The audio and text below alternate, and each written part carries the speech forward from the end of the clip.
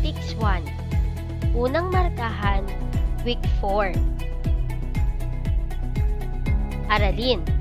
Paghahambing gamit ang katagang mas kaunti, mas marami, at magkapareho. Pagkatapos ng araling ito, ikaw ay inaasahang makapaghahambing ng pangkat ng mga bagay gamit ang salitang mas kaunti, mas marami, at magkapareho. Basahin at unawain ang pangungusap. Tingnan kung sino sa dalawa ang mas marami at mas kaunti ang nakuwang bayabas. Namitas ng bayabas si Ann at Annie. 5 ang napitas ni Ann, 3 naman ang napitas ni Annie. Pagmasdan natin ang larawan. Ito si Ann.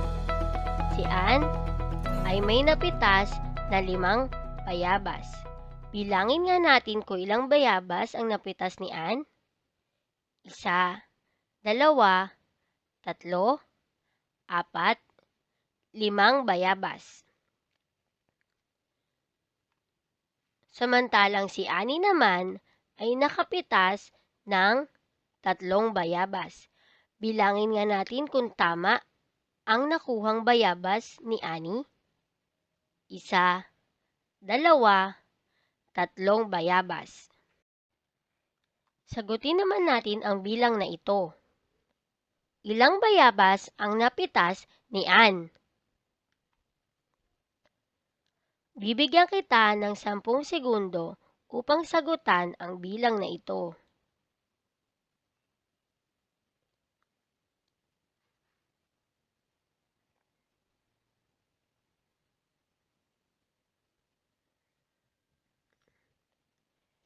Tama! Mayroong 5 bayabas si Ann. Bilangin natin ang kanyang bayabas.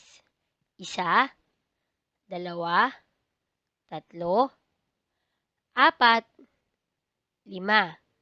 5 bayabas.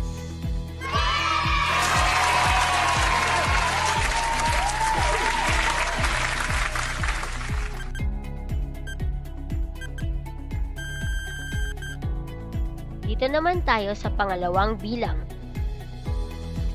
Ilan namang bayabas ang napitas ni Annie? Bibigyan kita ng 10 segundo upang iwasto ang bilang na ito.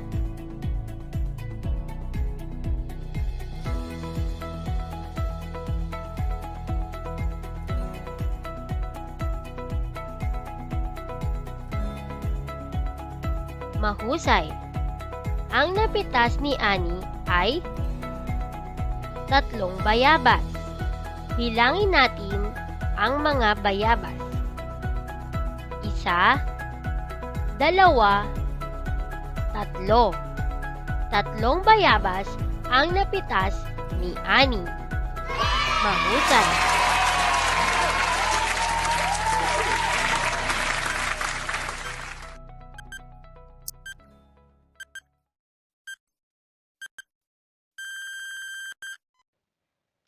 Ikatlong bilang. Sino ang mas maraming pinitas? Si Ann o si Annie? Bibigyan kita ng 10 segundo upang iwasto ang bilang na ito.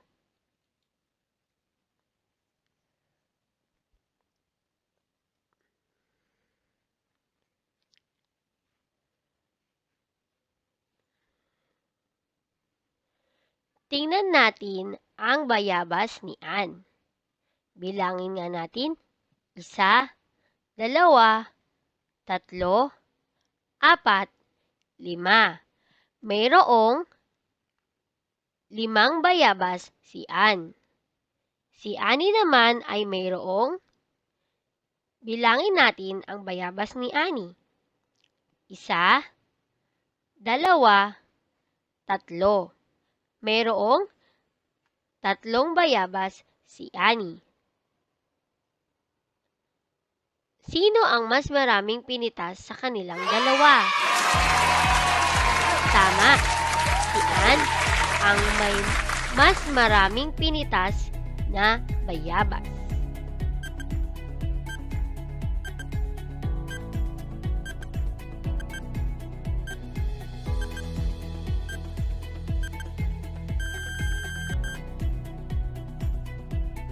Sino naman ang mas kaunti ang pinitas?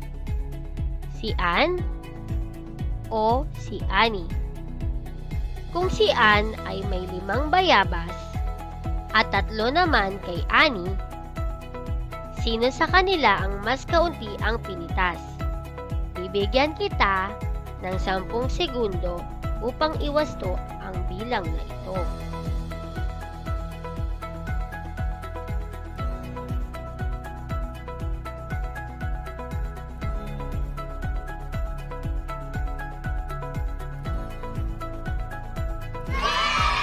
Tama! Ang mas kaunti ang pinitas ay si Annie.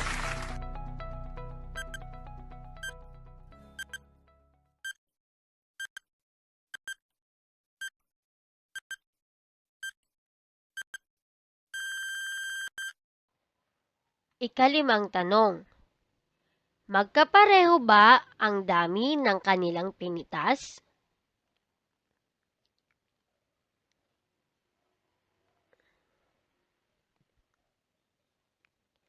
Si Ann ay may 5 bayabas at si Annie naman ay may 3 bayabas. Bibigyan kita ng 10 segundo upang iwasto ang bilang na ito.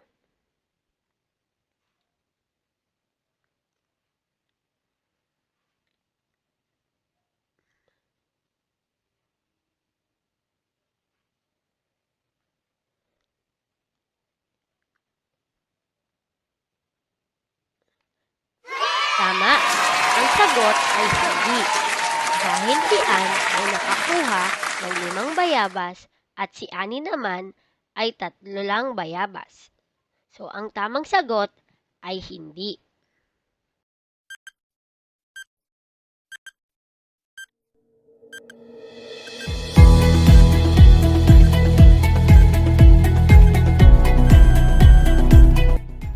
May mga salitang maaaring gamitin sa paghahambing ng bilang, pangkat, o set ng mga bagay. Ito ay ang katagang mas kaunti, mas marami, o magkapareho.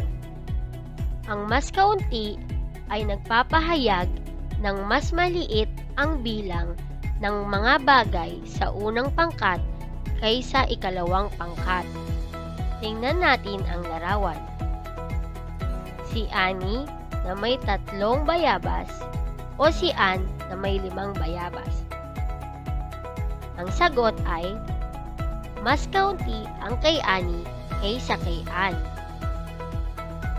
Ang mas marami ay katagang nagpapahayag ng mas higit ang bilang ng mga bagay sa unang pangkat kaysa sa ikalawang pangkat. Halimbawa, may 5 bayabas si Ann at 3 bayabas naman kay Annie. Kaya, mas marami ang bilang ng kay Ann kaysa kay Annie. Ang magkapareho naman ay nagpapahayag ng pantay o magkasing dami ang bilang ng magkabilang pangkat. Tingnan natin itong larawan. Sa hanay A at hanay B, bilangin natin kung ilang mansanas mayroon sa hanay A at sa hanay B. 1, 2, 3, 4, 5, 6. Mayroong 6 na mansanas sa unang hanay. Samantalang sa ikalawang hanay naman ay mayroong 1, 2, 3, 4, 5, 6. 6 na mansanas sa ikalawang hanay. So, ang tamang sagot ay magkapareho ang bilang ng nasa unang pangkat at sa ikalawang pangkat. Gawain sa pagkatuto bilang isa. Ihambing ang pangkat A sa pangkat B. Lagyan ng check ang kahon ng tamang sagot at isulat ang sagot sa iyong papel o kwaderno. Number 1. Pangkat A ay mayroong 1, 2, 3, 4. Apat na pantasa. At sa pangkat B naman ay mayroong 1, 2, 3, 4, 5. 5 pantasa. Pumili ng sagot sa kahon. Kung ito ba ay mas kaunti, mas marami, o magkapareho. Bibigyan kita ng 10 segundo upang iwasto ang bilang na ito. Tama. Ang sagot ay mas kaunti. Number 2. Sa pangkat A ay mayroong 1, 2, 3, 4, 5, 6, 7, 8, 9, 10, 10 pandikit. At sa hanay B naman ay mayroong 1, 2, 3, 4, 5, 6, 7, 7 pandikit. Pumili ng sagot sa kahon. Mas kaunti, mas marami, o magkapareho. Bibigyan kita ng 10 segundo upang iwasto ang bilang na ito.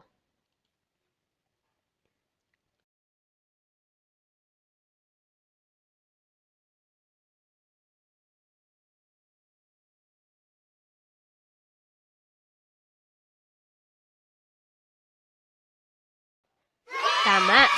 Ang sagot ay mas marami ang nasa pangkat A kaysa sa pangkat B. Number 3. Ang pangkat A ay mayroong 1, 2, 3. 3 bag.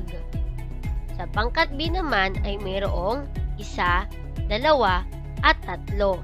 Pumili ng sagot sa kahon. Bibigyan kita ng 10 segundo upang iwasto ang bilang na ito.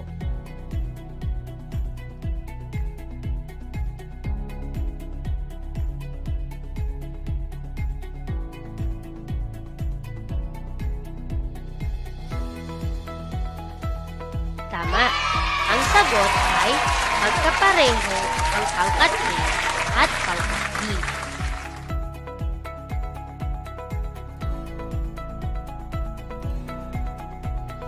Gawain sa pagkatuto bilang 2. Pagsunod-sunurin ang mga pangkat, isulat ang letra ng tamang sagot. Number 1. Ang hanay A o pangkat A ay mayroong 3 lapis.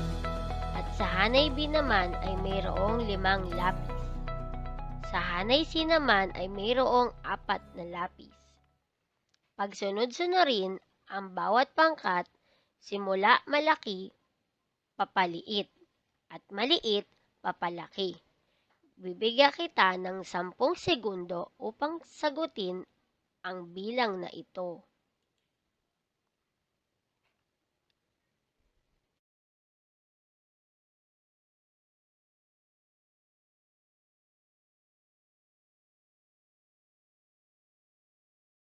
Sagutin natin ang number 1.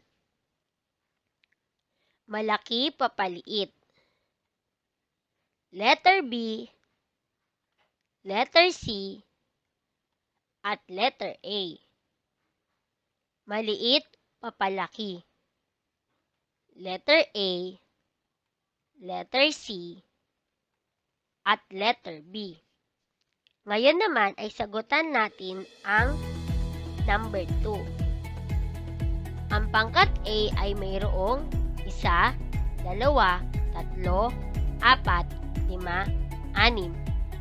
6 na Crayola. At sa letter B naman ay mayroong 1, 2, 3, 4, 5, 6, 7 Crayola. At sa letter C naman ay mayroong 1, 1, 2, 3, 4, 5, 6, 7, 8. 8 Crayola. Bibigyan kita ng 10 segundo upang maiwasto ang bilang na ito.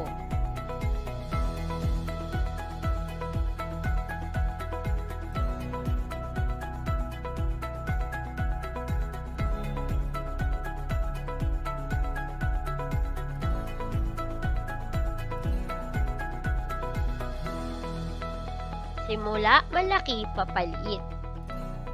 Letter C, letter B, at letter A. Sa maliit naman papalaki. Letter A, letter B, at letter C. Ngayon naman sa number 3. Pangkat A, pangkat B, at pangkat C. Pagsunod-sunurin, simula malaki papaliit at maliit papalaki. Bibigyan kita ng 10 segundo upang iwasto ang bilang na ito.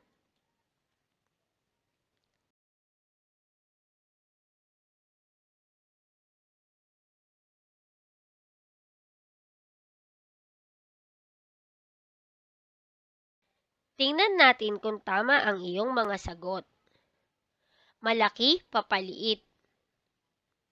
Letter A, letter B, at letter C. Maliit papalaki. Letter C, letter B, at letter A.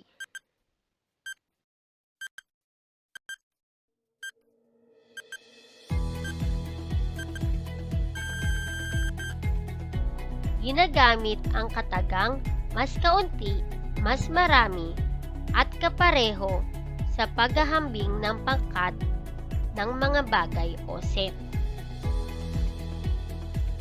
Gawain sa pagkatuto bilang 3. Panuto. Paghambingin ang dalawang pangkat. Piliin ang tamang sagot sa loob ng kahon. Isulat ang sagot sa iyong kwaderno. Bibigyan kita ng 30 segundo upang iwasto ang bilang na ito.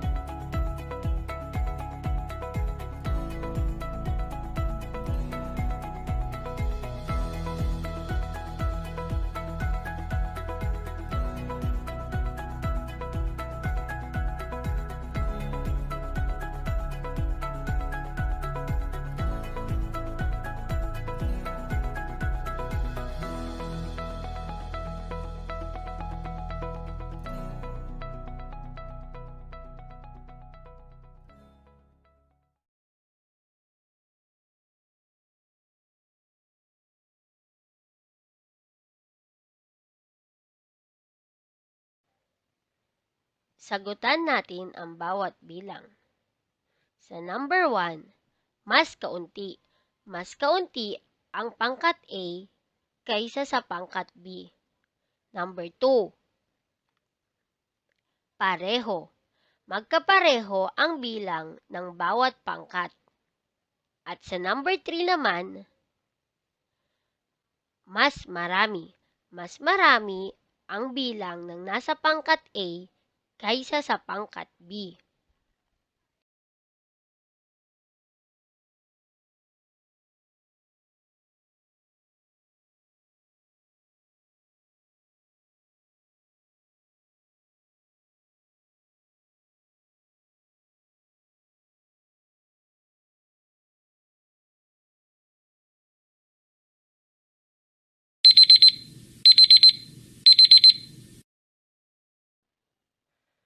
Gawain sa pagkatuto bilang 3, letter B. Pagsunod-sunurin ang mga pangkat. Isulat sa iyong kwaderno ang letra ng tamang sagot. Bibigyan kita ng 30 segundo upang maiwasto ang gawaing ito.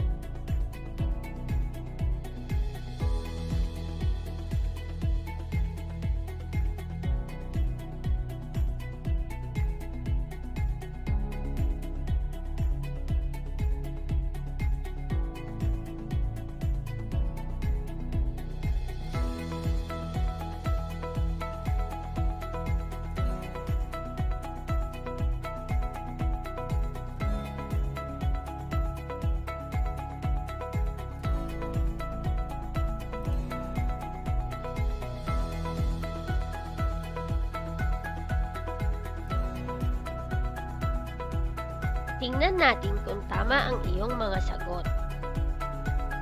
Malaki, papaliit. Ang mga sagot ay B, A, at C. Kung maliit papalaki naman ay C, A, at B.